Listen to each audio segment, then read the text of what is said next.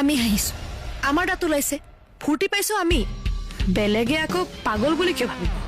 চাকনৈয়া ধাৰাবাহিকখনৰ নিবিড় আৰু ভৈৰৱীৰ মিলন হ'বলৈ গৈ আছে।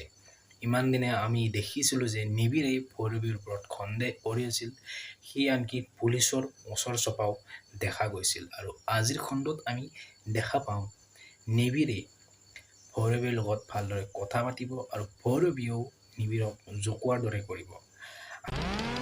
হাঁহিব নজনা মানুহৰ কথা বেলেগ, গুমোৰা মৰা আহি থকা খণ্ডকেইটাত আমি দেখিবলৈ পাম নিবিড় আৰু ভৈৰৱীৰ মিলন হ'ব। আৰু আনফালে ৰাজু, লনি আৰু প্ৰাঞ্জল এই তিনিওৰে যি ইমান দিনে এটা আনচল্ভ ঘটনা এটা ঘটি আছিল যে কোনে কাৰ লগত বিয়া হ'ব, কোনে কাক ভাল পায়, সেইটো চল্ভ হোৱাৰ দেখি গতি কৰি আছে চাকনৈয়া ধাৰাবাহিকখন। আৰু কিমান দিন চলিব, এখন শেষ হ'ব নে এনেকৈ চলি যাব?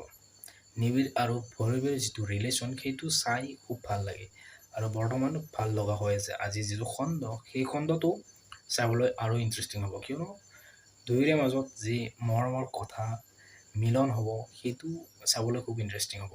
আপোনালোকেও চাই ভাল পায় আৰু ময়ো চাই ভাল পাওঁ, কিন্তু মোৰ যিটো ৰিভিউ হয় সেইটো আপোনালোকৰ মাজলৈ লৈ আহিছোঁ। নিবিড় আৰু ভৈৰৱীৰ যিটো দুয়োৰে যিটো কেৰেক্টাৰ সেইটো খুব ধুনীয়াকৈ বনাইছে আৰু চাবলৈ খুব ইণ্টাৰেষ্টিং হয়। আপোনালোকে কেনেকুৱা পায় তলত কমেণ্ট কৰি জনাবচোন।